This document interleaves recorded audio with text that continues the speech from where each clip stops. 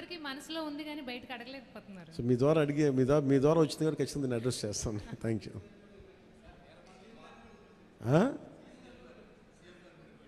CM గారు బిజీగా ఆయన సినిమాలు మా అయితే ఒక 5 నిమిషాలు చూస్తారేమో. ఎందుకు రోజు నన్నే చూస్తుంటారు కదా, సినిమా చూస్తున్నట్టు అనుకుంటారు.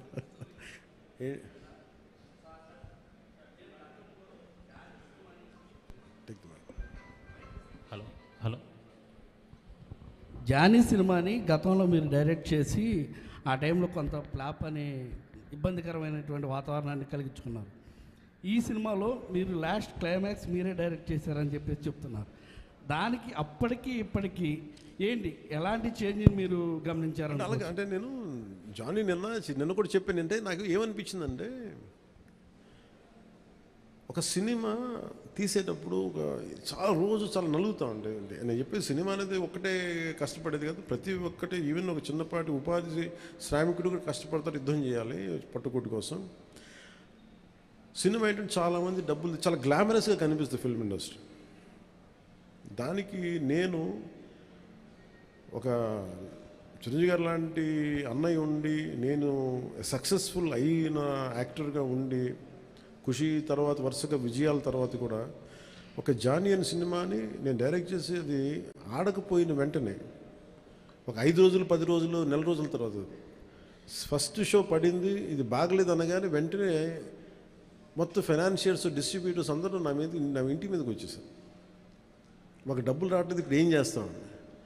నా క్వశ్చన్ ఏముందంటే, మీకు డబ్బులు ఇచ్చినప్పుడు నాకు ఎప్పుడు ఎక్స్ట్రా ఇవ్వలేదు కదా, ఇప్పుడు డబ్బులు పోయినప్పుడు అది ఉండదు అక్కడ. సో నేను కంప్లైంట్ చేయట్లేదు. అంటే నాకు ఏమనిపించిందంటే ఫస్ట్ టైము నాకు చాలా ఒక కాలంలో చెప్పిన అన్ని బంధాలు ఆర్థిక బంధాలు నాకు అది గుర్తొచ్చింది. నేను ఆ రోజు మొత్తం నా రెమ్యునరేషన్ తీసుకోలేదు, ఇచ్చేసాను. నాకేమనిపించిందంటే ఒంటరితనం అనిపించాను. అంటే ఇప్పుడు ఎలా ఉంది అంటే గత ప్రభుత్వం చేసిన ఒక దుర్మార్గాలన్నీ నేను చేసేసి అందరూ నిందిస్తుంటే నేను ఎంత బాధపడాలో, సినిమా ఫ్లాప్ అయితే నన్ను బాధపడమని అందరూ అలా చెప్తాను. నా ఉద్దేశం ఏంటంటే సినిమా చేసాం, బాగలేదు, ఆడలేదు అంతే. కానీ దానికి ఏంటి ఏదో ఒక కొంపలంతా మునిగిపోయినట్టు ఇలా మొక్కలు పెట్టుకున్నారండి. అందరూ డీలా అయిపోయి ఓకే నష్టపోతే ఎంత నష్టపోయింది చూద్దామని చెప్పి ఫైనల్ నేను ఏం చేయగలిగింది, బాబు నాకు ఇచ్చిన రెమ్యునరేషన్ ఇది, నాకు రూపాయి అవుతూ తీసుకోండి అని చెప్పి నేను ఇంకో 15 లక్షలు అప్పు నేను తీసుకున్నాను. దాని తర్వాత ఇంకోళ్ళ దగ్గర ఆ అనుభవం నన్ను చాలా బలమైన వ్యక్తం చేసింది. ఆ ఒక్క జానీ ఫెయిల్యూర్ నాకు ఎంత హెల్ప్ చేసిందంటే పాలిటిక్స్లో హెల్ప్ చేసింది. నేను 2019లో ఓడిపోతే మళ్ళీ నాకు అదే గుర్తొచ్చింది. నేను ఎలా సర్వైవ్ అయ్యానప్పుడు failure is a part and parcel of growth. అది నాకు బాగా బలం ఇచ్చి నిన్న ఒక నిర్మాత ఆ రోజు అన్ని ఇబ్బందులు లేవు, కానీ రత్నం గారు లాంటి వ్యక్తి ఒక చిన్నపాటి మేకప్ అసిస్టెంట్గా ప్రారంభించిన వ్యక్తి అంచెలంచెలుగా శంకర్ లాంటి వాళ్ళతో సినిమా తీసి పాన్ ఇండియా సినిమాలు తీసిన వ్యక్తి ఈరోజున